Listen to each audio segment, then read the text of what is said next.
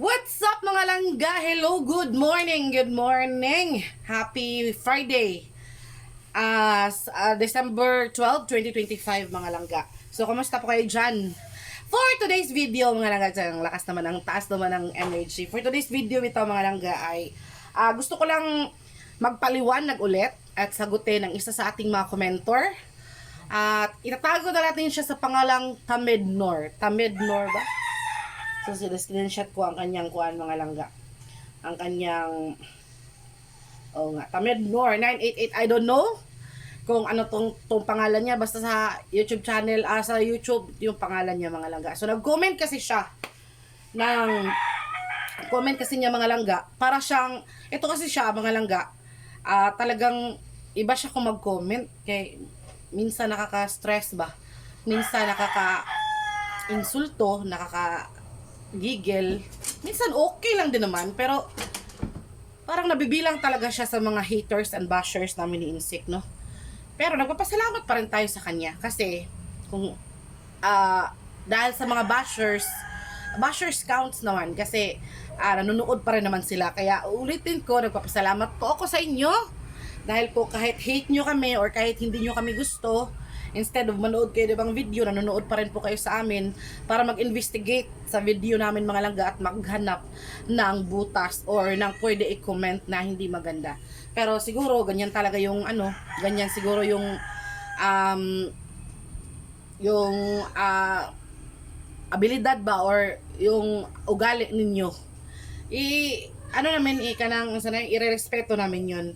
Pero at least, papasalamat pa rin kami sa inyo na nanonood pa rin kami sa video. Nanonood pa rin kayo sa video namin. So, sabi ko nga, like what I've said, we cannot please everybody. Hindi natin pwedeng i-please ang lahat. Kasi kahit gaano man tayo kaganda, kahit gaano man tayo ka-sexy, kabait, kayaman, o ka-famous, meron talagang masasabi ang tao, mga langga. Kaya, you cannot please everybody. Kaya, yun yung masakit na katotohanan, na kahit gaano mong galingan, gaano kakaganda, gaano mo siya pagbubutihan, meron talagang mahahanap na butas ang mga haters, mga langga.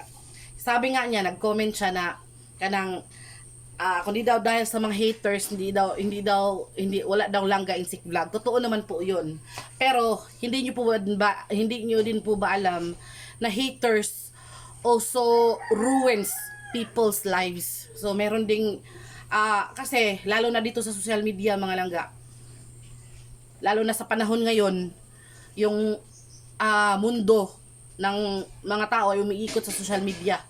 So, kung meron kang mababasa na hindi maganda, nakaka-apekto talaga yun sa sarili mo. Minsan, magkaka-anxiety ka, magkaka-depression ka, mga ganun ba? So, kayo mga haters ba, masaya ba kayo na nakakasira kayo ng buhay ng iba? Diba? Kung sinasabi mo, Tamednor, na isa kayo sa dahilan kung bakit merong langga Insik Vlog or kung bakit nagbo-boom or bakit nandito pa rin ang channel namin, hindi nagbo-boom kasi hindi naman kami big content creator, kami mga small content creator lang naman kami. So sabi nga niya, malaki daw ang utang na loob namin sa kanya kasi sa mga haters, dahil kung di dahil sa kanila wala daw langga Insik Vlog. So, yun nga, nagpapasalamat pa rin kami sa inyo dahil nga nanonood kayo sa mga video namin. Pero isipin nyo din na yung mga banat nyo o yung mga pangit na sinasabi nyo ay nakakasira ng buhay ng iba. So, masaya ba kayo na may naghihirap, may nasasaktan, may nalulungkot, may naiiyak dahil sa mga pangit nyong comment? So, ito sasagutin ko ang isa sa mga comment mo kasi sabi niya, kahapon December 9, pumunta kaming Sapa, tumawid kami sa Sapa para magkaroon ng internet. Then bumili kami ng 3 itlog kasi wala kaming ulam. Then nangutang kami ng tinapay at kape kahit malakas ang ulan. Tinatagalog ko kasi Bisaya to, alam ko. Siguro kilala niya kami personally, or nagtatago siya sa pangalang Tamednor, or talagang hate lang niya kami, di ba? Tapos, then today, December 10, parang nagkaiba na. Kaya masahiro na daw si Insik, kay Tabo Day, then masarap na daw ang ulam namin. hindi na daw ako nag-mention na wala kaming ulam. Dahil malaki daw ang kaibahan just for a day. So ito yung sagot ko, Tamid Nor. Just listen and listen carefully. Ha? Ang among video, yung video namin,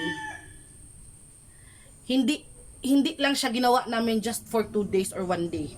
So itong video namin na in-upload namin ng 9 tsaka 10. Itong video na to ay nagawa namin nung bagyo pa. Isipin mo, alangan naman. Isipin mong mabuti. Alangan namang umulan ba ng 9, 10? Nagbagyo ba ng 9, 10? Di ba yung bagyo nasa mga 5? Parang nasa December 5 yata yung bagyong Wilma. Kasi doon namin ginawa yung video na yun. Na-upload lang siya ng isahan kasi pumunta kami ng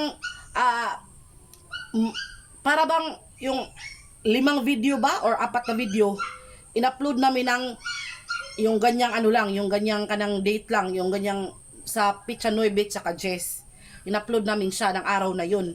Pero nangyari siya nung mga nakarang araw pa. Kasi nga wala nga kaming internet. Alam nga namin nangyari siya ng 5 tapos ilalagay namin yung upload namin ng 5 din. Hindi naman pwede yun kasi nakalipas na yung araw na yun.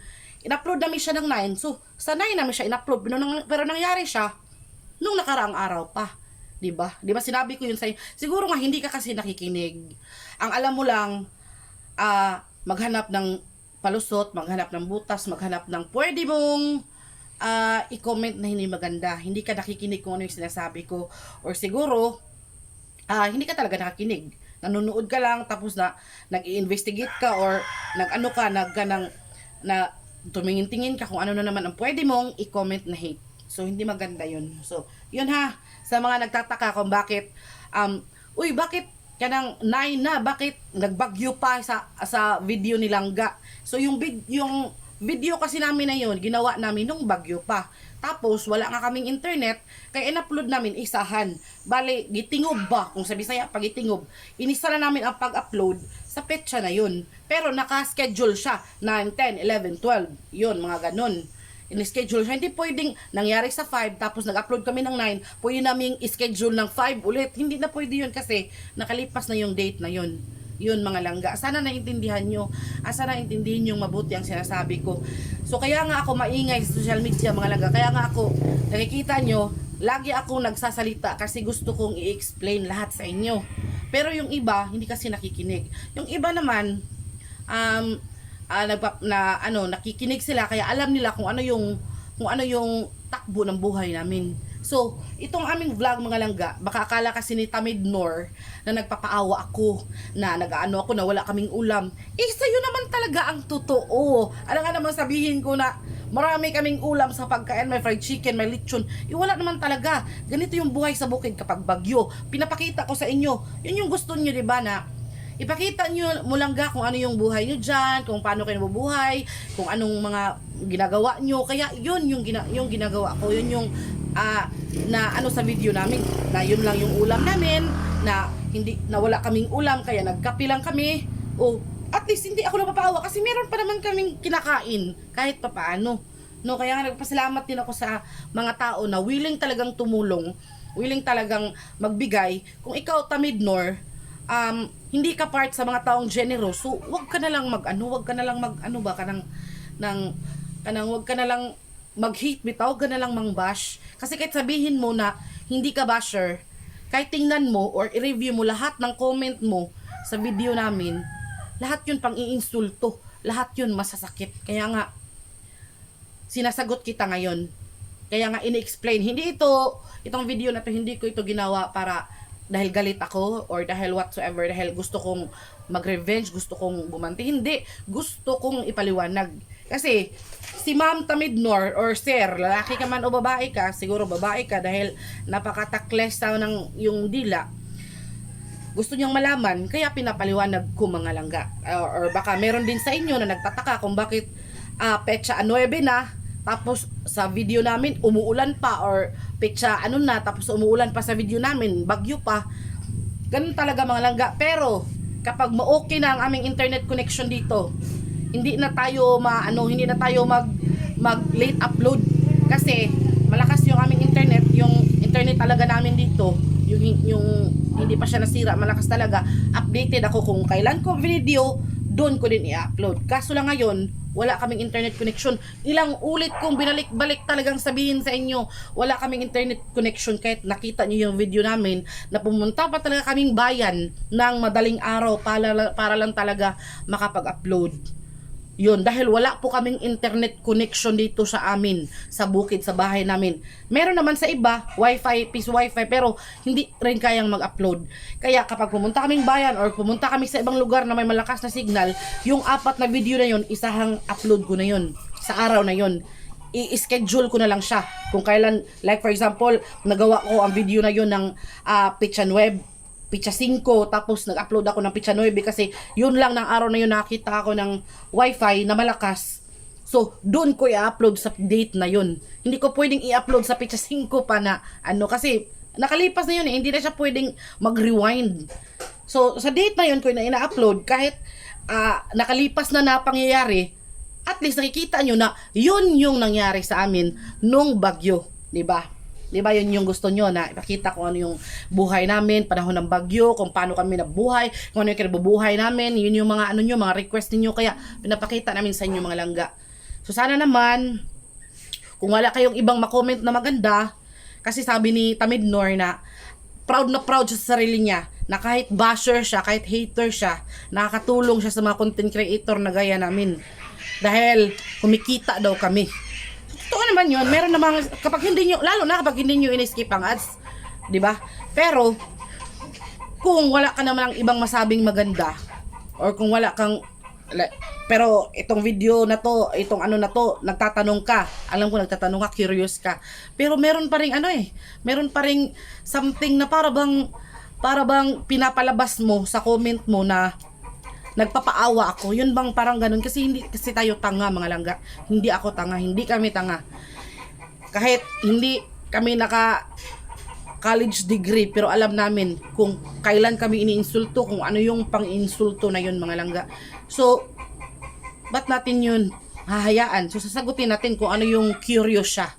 So, baka kanang yung niya, kalag niya ba, mahimutang, kung sa Bisaya pa, mahimutang imong kalag, Bisaya ka man, alam ko Bisaya ka, Tamid Nor. So, para nimo, para ni nimo. So, kung wakay, mastorya nga maayo, o wakay mastorya makay bahay sa among video, or kung dili ka ganahan mo tanaw sa among video, pwede ka mo skip, pwede ka mo tanaw og laing video, pwede ka mo tanaw og laing content creator. Kay, sa bigat ng mga pinagdadaanan natin sa taon na to, tapos dadagdag ka pa, di ba? So, yung magandang comment mga langga or Tamid Nor, kung ang nindot nga comment, dako kayong tabang sa katao, or lalo na kung i-cheer nimo siya, i-lift nimo ang iyang spirit, dako kay katabang, pero kung i-bash nimo siya, dako sa kay impact. Malaki din ang impact sa sa buhay niya. Yung mga hate comments, bad comments, lalo na basta hindi maganda talaga yung ganun. Kaya, yun, sinasagot ko. At para din ito sa inyong lahat sa kaalaman ninyo. Sa ngayon po, na wala pa po kaming internet connection, gusto ko lang po sanang humingi sa inyo ng sorry. Dahil po ang upload namin minsan ay nalilate. So, yung upload namin sa nakalipas na mga pangyayari, na-upload namin ng ganitong araw kasi po wala po kaming internet connection. So, sana naintindihan nyo yun. Sana nasagot ko yung mga tanong nyo kung bakit ganun. Kung bakit, Gis na ngayon, 9 na ngayon, bakit nagbagyo pa silang sa kanyang sa kanyang vlog. So, meron talagang tinatawag na late upload. So, sa mga panahon na yun, lalo na kapag bagyo, wala kaming internet connection, hindi kami makahanap ng internet connection dahil hindi kami makaano talaga kapag makatawid talaga kapag mataas yung sapa. So, pagpasensyahan nyo na, mga langga, no? So, meron pa ding nagtanong kung bakit langga pa rin ako ng langga. Kasi pagpasensyahan nyo na hindi ako mag-a-adjust. Kasi nasanay ako na tinatawag kayo o ini-acknowledge kayo bilang mga pinangga ko. So, di ba? Langga sa Bisaya is mahal. Pinangga, mahal. So, mahal ko kayo. Kaya tinatawag ko kayo lagi. Ina-acknowledge ko lagi ang inyong presence, ang inyong kuan ka ng contribution sa buhay namin ni Insect at sa buong pamilya namin. Kaya sana kahit ngayon lang na darating na Pasko, sana naman wag na nating pairalin ang pride, wag na nating pairalin ang kanang kuan bitaw kanang pang-iinsulto. Wala naman tayong ibang masabi, wala tayong ibang masabi na mabuti o nakakabuti sa isang tao kung hate lang or kung pag-aalipusta or pang-insulto na lang. Wag na lang, wag ano na lang kanang itikom lang bibig nyo or lagyan nyo na ng tape yung kamay nyo or talian nyo para hindi kayo makapag-type ng masama. Kasi kapag ang panahon ay mubali gani ang panahon, kayo na naman ang mainsulto, mahirap yun. Kaya huwag mong gawin ang mga bagay na hindi mo gustong gawin ng iba sa'yo. Diba? Char. So, napaka-serious natin ngayon mga langga. Di, gusto ko lang talaga yung klaruhin. Kasi, marami na nga tayong pinagdaanan sa taon na to. Marami na tayong problema. Tapos, nakakatulong kasi mga langga sa amin, sa aming mga content creator. Kahit magtanong pa kayo, malaki man yan o maliit na content creator. Kahit magtanong kayo, ang inyong mga mensahe, ang inyong comment na magaganda, grabe ang impact sa amin, grabe ang sarap sa pakiramdam. Pero kapag nakakabasa kami ng pang-insulto, pagbabody shame, or mga panaway, mga hate comments, mga bash. So malaki ding impact sa amin yun. Insulto sa amin, malaki ding lungkot ang nararamdaman namin. Nakakabawas ng self-confidence, nakakabawas ng ng happiness. Yun ba? Yung ganun ba? So sana naman maging maging sensitive kayo sa mga comments niya, binibitawan ninyo, sa mga salita na binibitawan niyo, kahit sa pamilya niyo. Kayo kanang magpugong bitaw, or kailangan yung pigilan ba ang sarili niyo kasi yun yung kasabihan, think before you click. So before nyo i-send yung comment nyo, before nyo i-post ang comment nyo, isipin yung mabuti kung nakakatulong ba sa iba o nakakasama. Dahil maraming pwedeng mangyari, lalo na sa panahon ngayon sa social media. Kapag ka ng mga hate comments, nakakalungkot. Kasi dito tumatakbo or dito umiikot ang mundo natin ngayon, lalo na content creator ka. 'Di ba? So nagbabasa talaga kami ng comment. Siguro sa mga malaking content creator o mga sikat na, hindi na nila kayang basahin yung yung iba nga kahit sikat na pumapatol pa rin sa basher. Kasi nga, yung bash, hindi kasi hindi kasi yun madali. Ang hirap kaya nun yung binabash ka, mababasa mo na ang sakit naman ito, insulto naman ito. So paano na lang, isipin mo kung sa'yo gawin yan or sa'yo i-comment yan, may post kang video, tapos i-comment sa'yo ng ganyan, anong mararamdaman mo? Di ba masakit, no? Kaya wag mong gawin sa'yo ang ayaw mong gawin sa'yo. Di ba? Don't do ambot lang, masama to. Huwag mong gawin sa'yo ang ayaw mong gawin sa'yo din ng iba. Kaya, ayun, maraming salamat sa panonood mga langga. Kahit ganito lang ng ating video, ng ating content, ay patuloy pa rin po kayong nanonood. So, ulitin ko sa mga bashers dyan, sa mga mahilig talaga dyan. May mga tao talagang ganun mga langga. Masaya sila kapag nakikita nilang nasasaktan yung tao.